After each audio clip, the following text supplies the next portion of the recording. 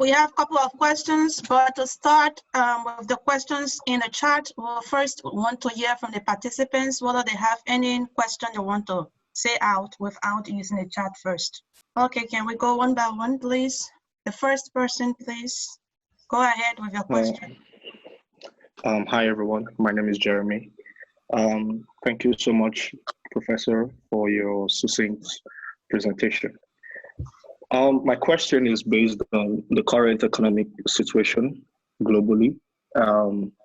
Concerning, I would focus more on renewable energy. I know fossil fuels and other energy sources are also facing their challenges, but I'm more concerned with renewables.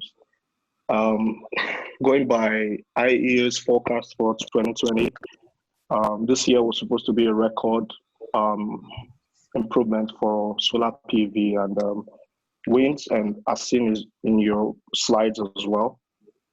But the coronavirus basically has shown to lead to slowdown in this progress in the sense of falling costs and strong economic policies as well. Yeah, so far our renewable energy has benefited from increased competition in many economics, but now I feel this virus has presented three major challenges which would arise from the supply chain distributions that could lead to delays in completion of projects. We know China, and China is the major manufacturers of solar PV, and the rest of winds are also shared amongst other European countries where we have several lockdowns in so many of the states. We also know renewable was competitive as a result of the benefits from government incentives as well. And we know we would see decreased investment in these sectors. So my question is, would you be surprised, or would you expect that so many countries would give less importance to climate change obligations in regard to the energy transition? And what I mean is, do you expect to see so many companies firing more coal plants because coal is a cheap source of energy? Do you also see countries renewing interest in nuclear energies? Because I feel there would be pressure on public and private budgets combined with the uncertainties over future electricity demand, as you rightly showed in your presentation. And I feel these are also going to limit investments in these sectors. Yeah, thank you. Well, thank you so much. I mean, it's extremely complex questions, actually. Bottom line is, in terms of the future, obviously the virus is apparently affecting already consumption patterns, and in fact could cause these changes, further changes over time. So as I said a while ago, the history is still being written on this, and later on, right, as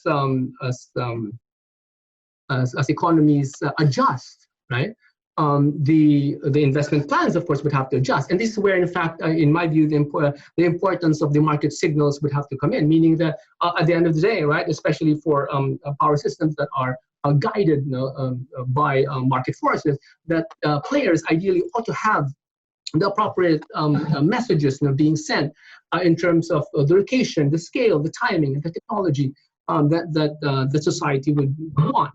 And so, and this is, I think, the one of the big challenges. And of course, again, right? I mean, we know the value exists, but they may not. It may not be represented properly in terms of the institutions today. And so, one idea is to strive in order to establish, seek to establish those institutions. Whoever asked the question, please feel free to email me at any time, and I'll be happy to enter into correspondence with you. I think that question a while ago also had to do with the subsidies that were provided. That yes, that ultimately a lot of these technologies became commercial, and so of course at some point there has to be an exit of these subsidies and end the support once the technology is up and running, as it were, and of course, at the end of the day, society also has to make this type of decision. Thank you so much. Ophelia, back to you. Okay, so the question is, can you please explain further on the relationship between climate change adaptation and the Kyoto Protocol mechanism of emissions trading, clean development mechanisms, etc.,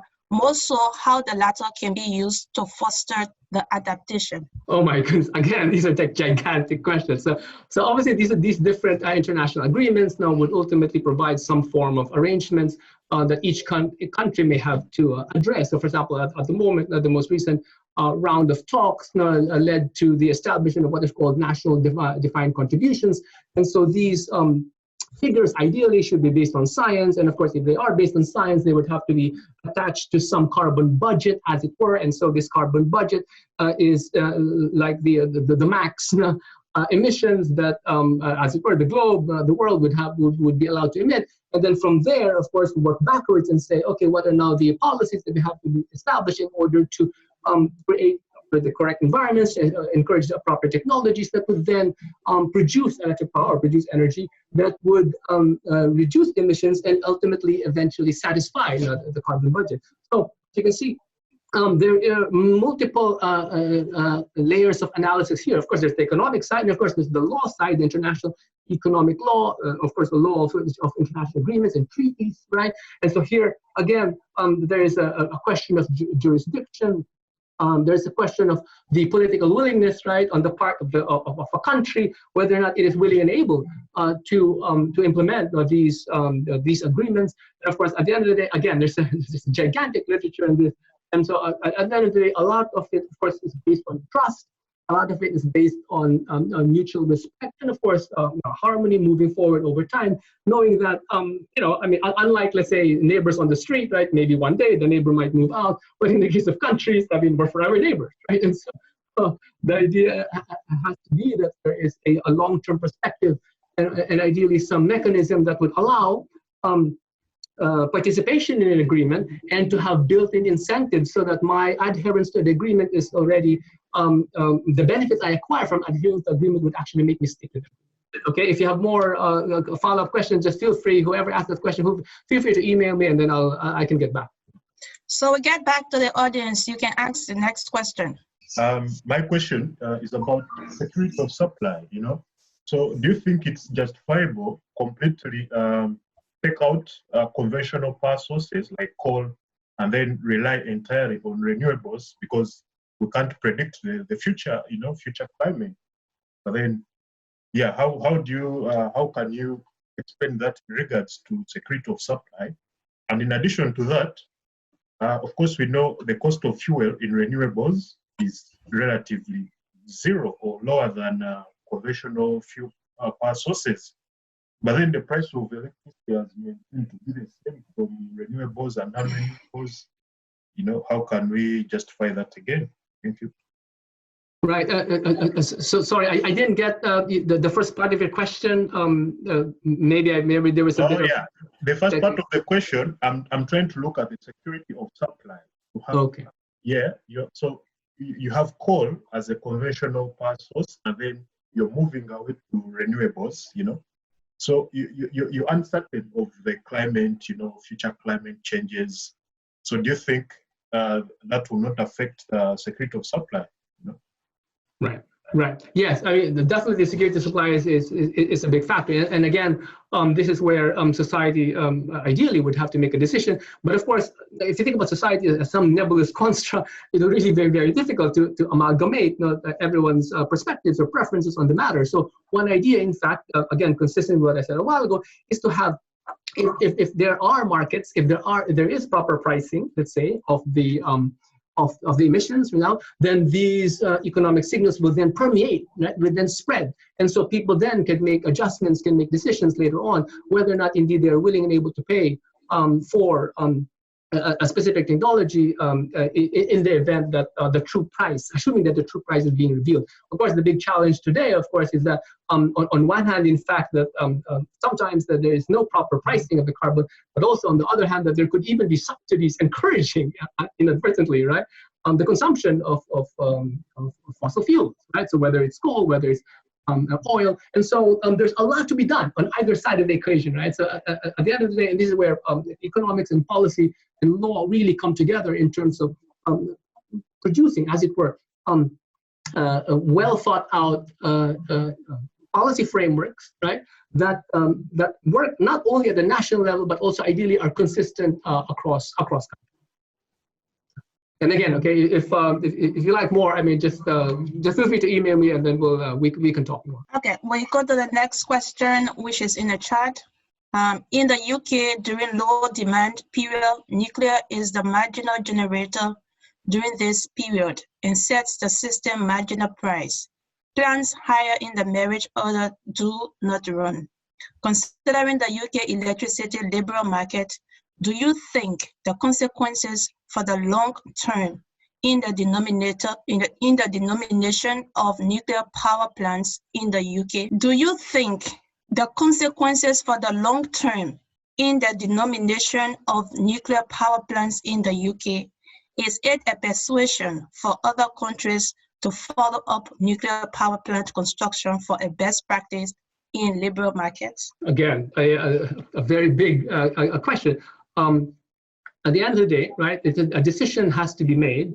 For example, in the UK, there was there are these auctions, right, for capacity, and so some of the auctions, of course, included renewables and, of course, included nuclear. And in fact, a couple of years ago, the result of the auction had really a very affordable prices for renewables. In fact, arguing, that sometimes even cheaper than nuclear, right? Given that at some point at that time, the price set for the nuclear capacity was quite high.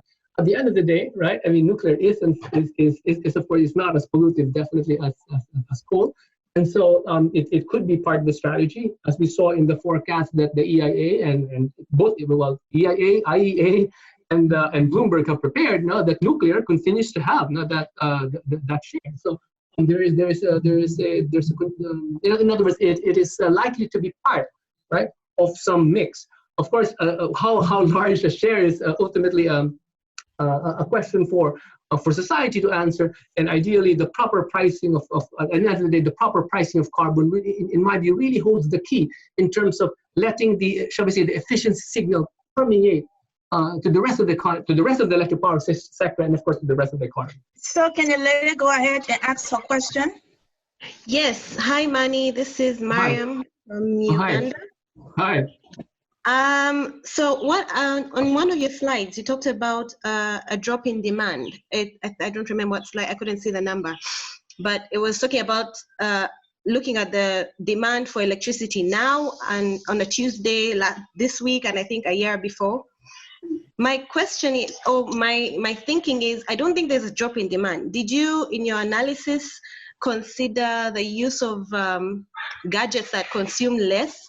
Is it energy efficient gadgets that consume less but actually do the same job as something that consumes more? Because right now I know that we are moving towards trying to get electric equipment that or electric what would you call it, machinery that uses, what would you call it, less? Is it energy efficiency or something like that?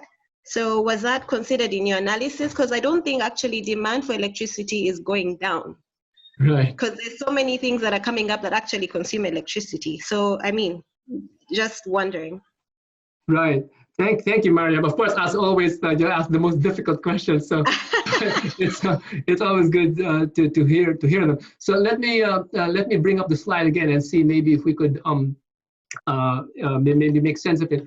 So the slide actually had to do with there were two slides on that matter. If I could find it. One is the data from the EIA, and another is UK data. So this is the data from the EIA. This is the Energy Information Administration, which is the statistical arm of the US Department of Energy. And here they have 4 years of data. Well, essentially, yeah, that's right, 4 years of data. So 2020 is the current year. Looking at March, of course, March is already available. March data are already available, and so here they're just trying to see that it looks like that, of course, but without making a definitive and scientific statement. I mean, they are demonstrating that it looks like there is a change, right? I mean, because over time, of course, the pattern of life is quite stable, right? Meaning that there's a certain regularity in behavior, the consumption of electric power. That shape, that squiggly shape, is quite well established, and of course, over time, that the growth in demand could also be somehow expected, assuming there's no real crash or real big economic catastrophe. And of course, now people are arguing that maybe, right, that the virus is representing one such catastrophic event. And so perhaps this is an early attempt, as it were, of the EIA to try to show that if you look at this graph, right, I mean, I don't know if you people, the audience can see my mouse, but here I'm hovering my mouse over 2017. That's right, good. So you can see that the 3 years are really in this region of 80,000 to 10,000. But of course, but it looks like this for PJM, by the way, this is the east coast of the U.S., Pennsylvania, New Jersey, Maryland. But here in the 2020, it looks like there's this scaling down, and also another factor is the shape. Now that here, the argument at least that EIA is making, it looks like the morning shifted a bit later. Of course, also that the load shape has become somewhat flatter. And then here on the UK data, and again, okay, this is as I said, this is in no way definitive or completely scientific, but nevertheless, just out of curiosity, I was looking at some data yesterday and just tried to have a look. Obviously, April 2019 may or may not be representative. But nevertheless, we could see that it looks like there is some difference. Now that is, in fact, this is quite a significant difference. I mean, have a look at the U.S. data, right? So even if you look at previous years, that somehow the curves are on top of one another, right? That they're more or less near each other. This one here, especially in the UK system, UK peak is around 30, 35. Gigawatts, and here, in fact, here we were seeing last year. It was at least this time last year. Is the peak on that day? This is 5 minute data, 5 minute interval data for UK. Because it's reaching 38, 39, but for a couple of days ago, I mean, the height was really just over 31. So again, right? I mean, ultimately, as I said, the history is still being written. But for me, it's just fun at minimum to be able to see that, hey, look, it looks like life is changing, perhaps to some extent, and in fact here also that the intertemporal pattern is also interesting. That in fact the peak to trough ratio seems to. So there you go, Miriam. Yes, my name is James Nyamongo from Kenya. Yes, hi. Hi, how are you, Professor Mann? Good, thanks, man.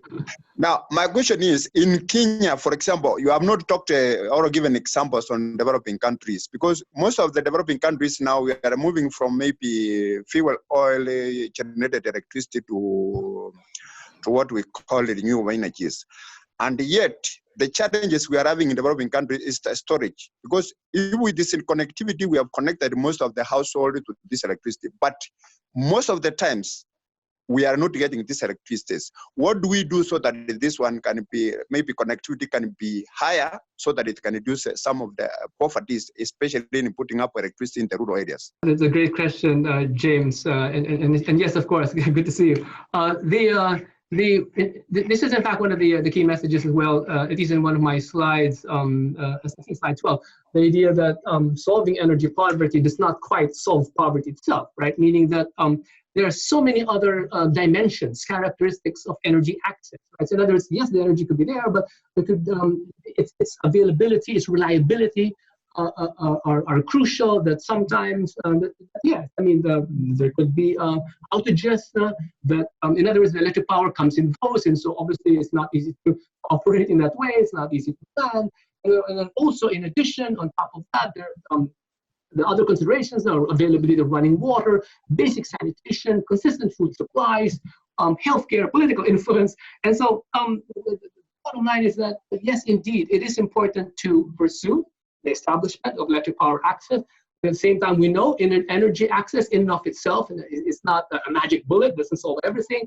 The literature is in fact showing that at least limited access or limited presence could be a problem. And so one idea is yes, let's pursue access, but at the same time, let's also make sure that the other complementary policies, support policies are there in order to ensure that the poverty is actually alleviated, and of course incomes are actually generated, and of course people can make a go of their lives. Okay, so thank you.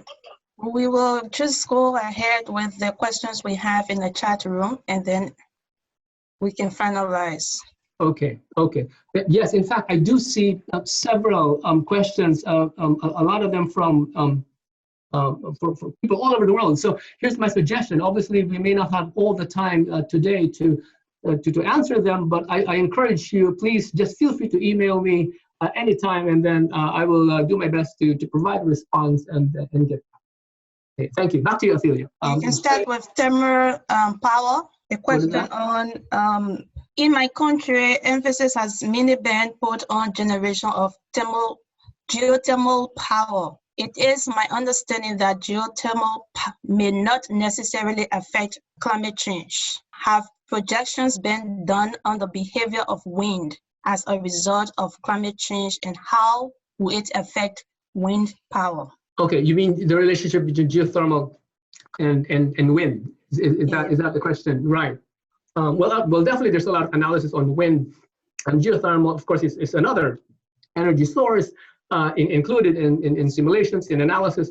And so, and there are different proportions. In fact, if I'm not mistaken, in one of the slides, I mean, there is some, of course, tiny-ish share for geothermal, and it could be definitely, again, depending on cost, be part of the energy mix of the future. So, yes, I mean, I haven't done much on geothermal, but if the person who asked the question would want some more, if the person emails me, what I could do is I could have a look at some there are forecasts actually. So there are forecasts on the energy mix. Now, so the generations that might happen in the future, and then usually what's important to look at is the assumptions that go into the model in order to determine the obviously the optimization. And so it's important to look at what are the assumptions for geothermal.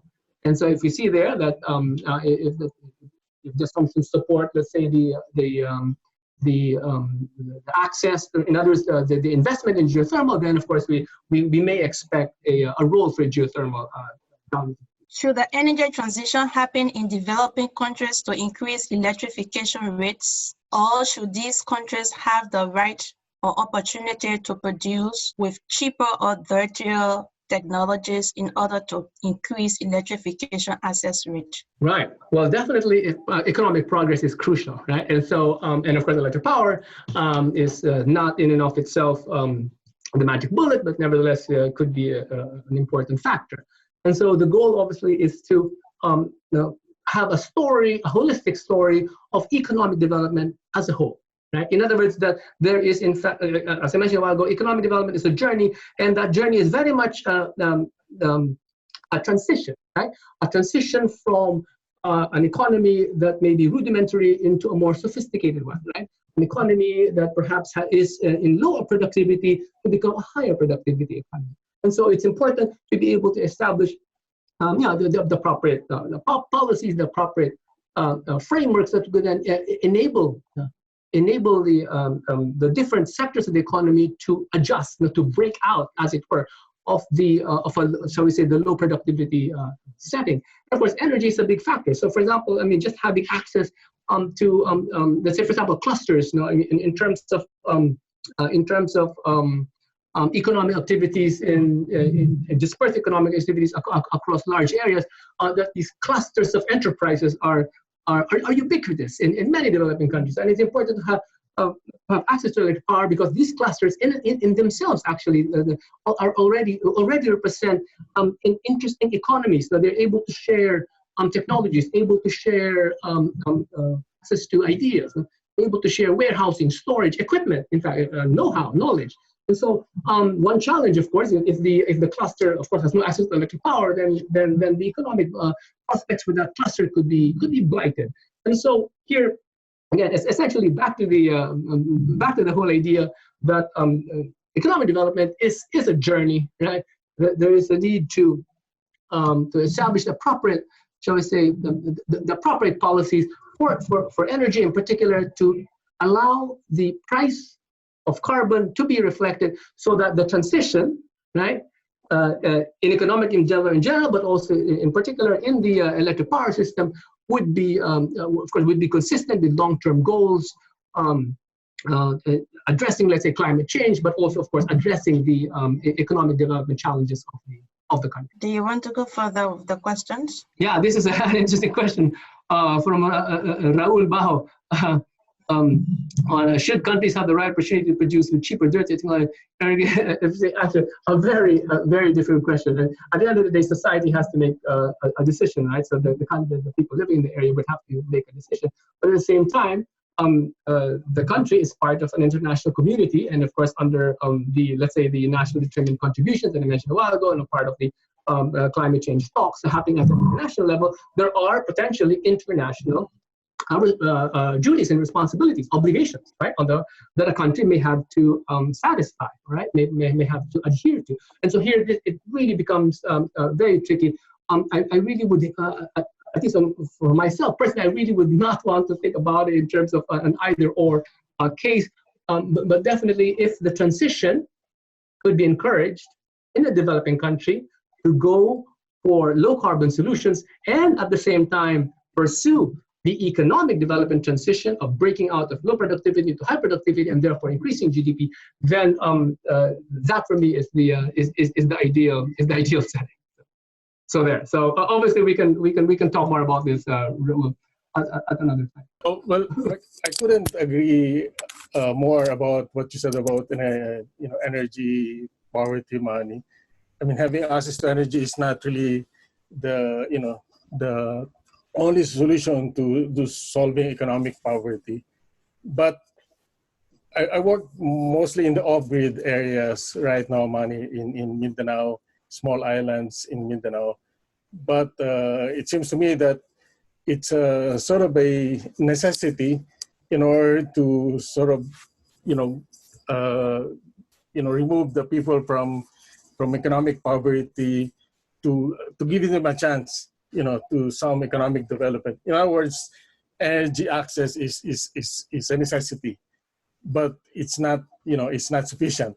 It's just it's not a sufficient condition, but it's a necessary condition.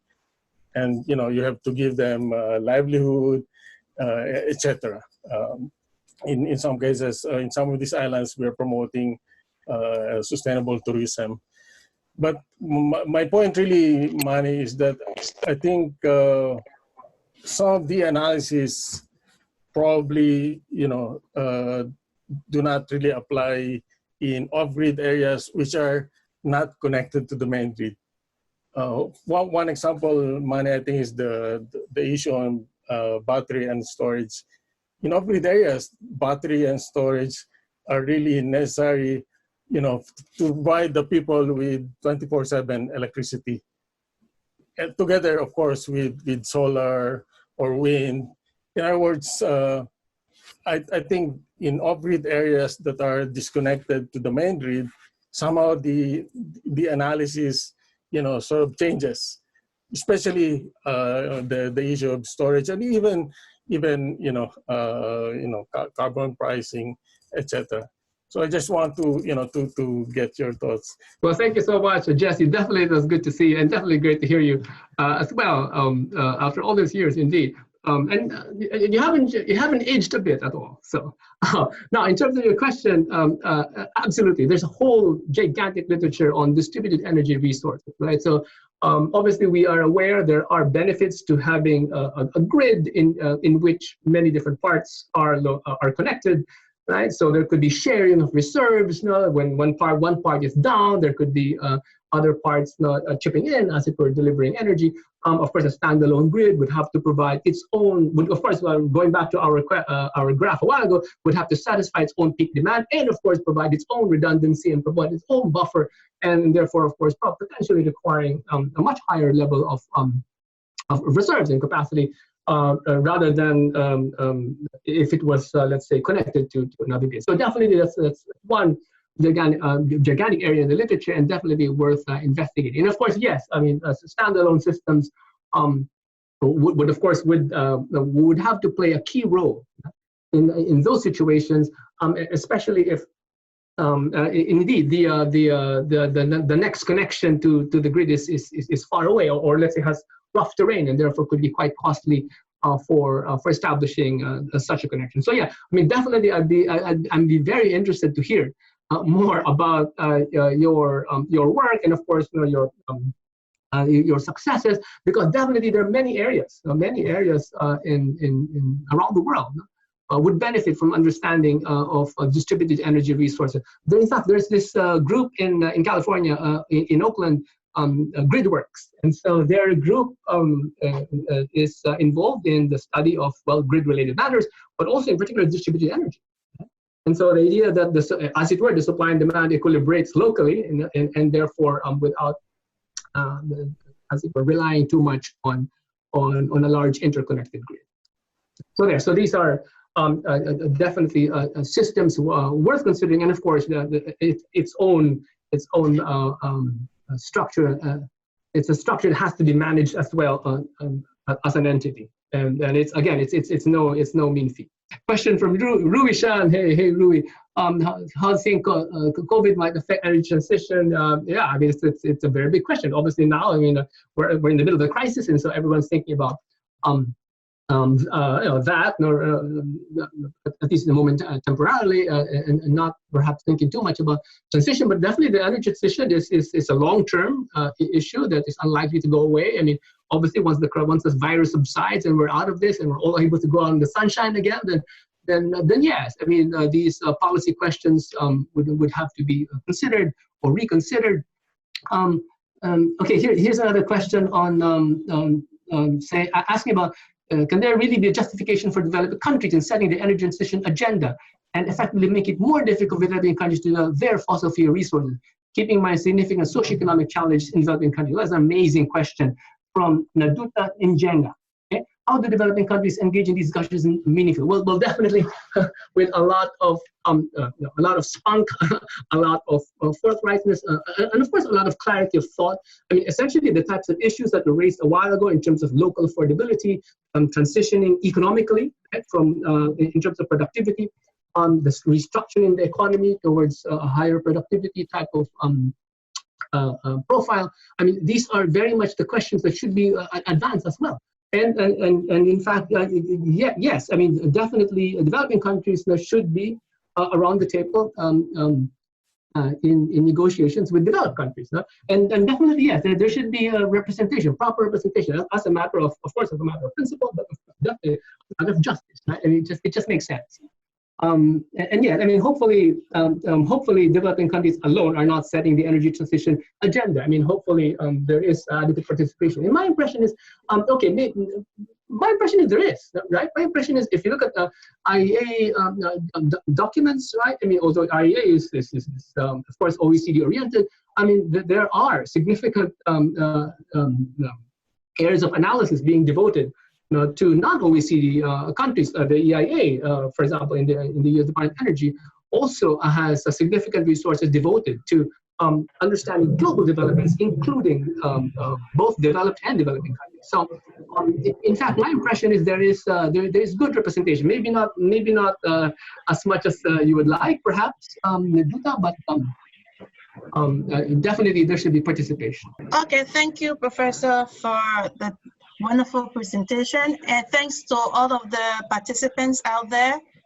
We are happy that you were able to join us for this presentation.